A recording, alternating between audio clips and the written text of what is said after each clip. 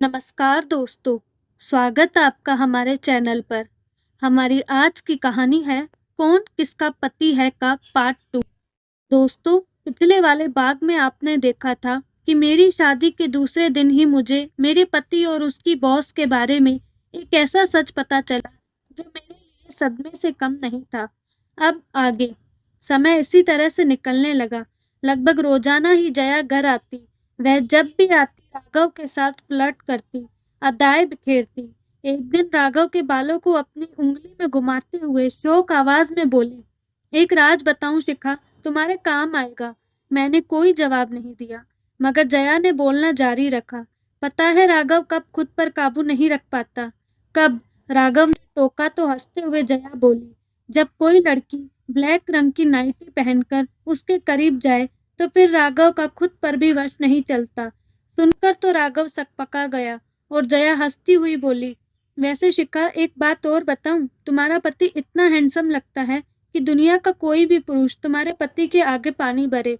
मैंने कोई जवाब नहीं दिया, मगर जया ने अपने फ्लर्टी अंदाज में बोलना जारी रखा, जानते हो राघव, तुम्हारी कौन सी अदा और कौन सी चीज मुझे अपनी तरफ खींचती है।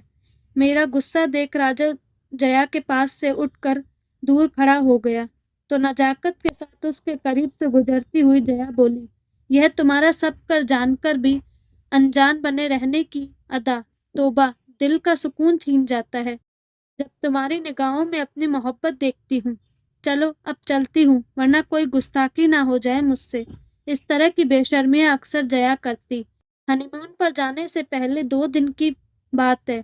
उस दिन रविवार था। राघव सुबह से ही अपने कंप्यूटर पर कुछ काम कर रहा था। मैं दोपहर के खाने की तैयारियों में लगी थी। तभी दरवाजे पर दस्तक हुई तो मैंने जाकर दरवाजा खोला।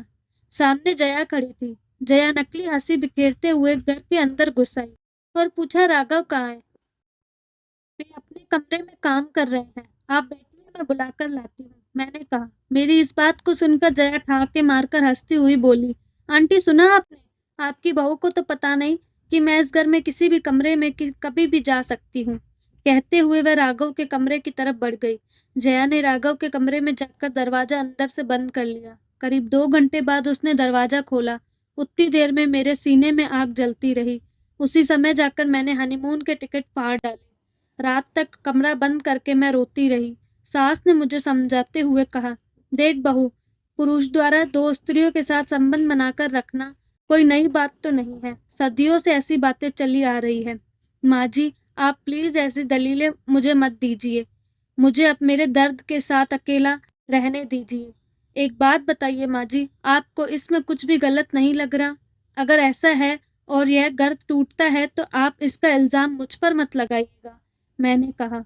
सास ने दबी आवाज में कहा, मैं समझती हूँ तुम्हारा दर्द। इस समस्या का मेरे पास कोई इलाज नहीं है। मजबूर हैं हम बेटा। इतना कहकर वह वहां से चली गई। मैं देर रात तक सोचती रही।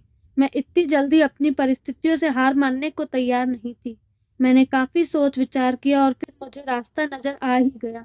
मैंने पहले जया के बारे में अच्छी तरीके से जानकारियां ली ताकि उसकी कमजोर नस पकड़ सकूं। कुछ दिनों में ही मुझे उसके पति के बारे में पता चला कि उसके पति की मार्केट में एक बहुत ही बड़ी गिफ्ट की शॉप है। एक दिन मैं गिफ्ट लेने के बहाने उस दुकान में गई। दुकान का मालिक यानी जया का पति मुकेश बहुत ही सीधा साधा आदमी लगा मुझे। मैंने बातों ही बातों में बता दिया कि मैं भी मुकेश के शहर की हूँ। फिर क्या था, मुकेश मुझ पर अधिक ध्यान देने लगा। मैंने एक महंगा गिफ्ट खरीदा और घर चली आई। 2-3 दिन बाद फिर मैं उसी दुकान पर पहुंची और घर के लिए कुछ शॉपीस खरीद लिए।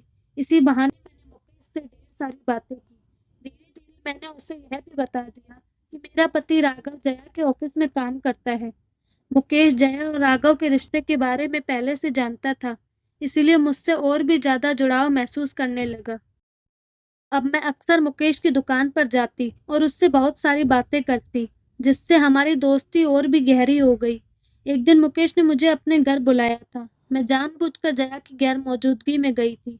मुकेश और मैंने दोस्त की तरह एक साथ समय बिताया। जया के घर से जाते समय मैंने जानबूझकर अपना रुमाल उसके बिस्तर पर छोड़ दिया। जब रात को जया ने अपने बिस्तर पर मेरा रुमाल देखा तो वह बौखला गई और मुकेश से सवाल करने लगी, पर मुकेश ने किसी तरह बात को टाल दिया।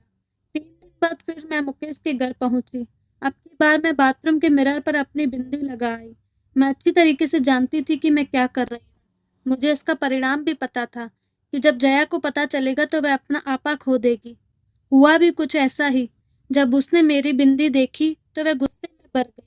वह अपने पति पर इधर उधर के इल्जाम लगाने लगी। मुकेश ने उसे बहुत समझाया कि ऐसा कुछ नहीं है जैसा वह समझ रही है।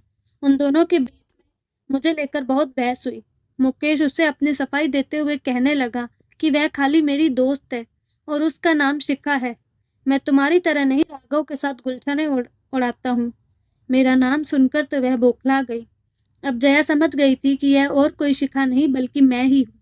अब जया को यह लगने लगा कि मैं उसके पति के साथ गहरा रिश्ता बना रही हूँ। मुझे पता था कि जब वह मेरी बिंदी देखेगी तो घर आकर बहुत तमाशा करेगी। अगले दिन ही जया सुबह सुबह घर आ गई। वह बाहर से ही चिल्लाती आ रही थी, मेरे पति पर डोरे डाले तो अच्छा नहीं होगा शिखा, वह सिर्फ मेरा पति है। हंसती हुई मैं किचन से बाहर निकली और बोल पड़ी, मान लो मैं तुम्हारे पति पर डोरे डाल रही हूँ, तो अब बताओ क्या करोगी तुम? मेरे पति पर डोरे डालोगी? वह तो तुम पहले ही कर चुकी हो। आगे बताओ और क्या करोगी? मेरा सवाल सुनकर वह बिफर पड़ी। चीखती हुई बोली, खबरदार शिखा, मेरे पति की तरफ आंख उठाकर भी देखा तो, वरना तुम्हारे पति को नौकरी से निकाल दूंगी। तो निकाल दो, मैं भी यही चाहती हूँ कि वह तुम्हारे चंगुल से आजाद हो जाए। हंसी आती है मुझे तुम पर। मेरे पति के साथ गलत रिश्ता रखने में तुम्हें कोई दिक्कत नहीं, मगर तुम्हारे पति की ओर कोई देख भी ले तो तुम्हें दर्द होता है। जो दर्द तुम नहीं सह सकती वह दूसरों को क्यों देती हो? दूर खड़ा मेरा पति और सास ससुर मेरी सारी बातें सुन रहे थे। अब तक जया भी सबके आगे अपना मजाक बनता देख संभल चुकी थी। जो दर्द में मैं गुजर रही थी, आज उस पर तो बीती तो उसे पता चला कि कैसा लगता है। उसके पास कोई जवाब नहीं था और वह वहां से चली गई। अब कभी भी राघव के साथ पास नहीं भटकती थी। मेरे पति ने भी मुझसे माफी मांगी। उस दिन के बाद से राघव की जिंदगी में किसी तरह की कोई जया नहीं आई। तो दोस्तों, कैसी लगी आपको कहानी? अपनी राय कमेंट बॉक्स में जरूर दीजिएगा। अगर आप भी हमारे चैनल पर नए आए हैं तो चैनल को सब्सक्राइब जरूर करें और ऐसी ही मजेदार कहानियों के लिए हमसे जुड़े रहें। धन्यवाद।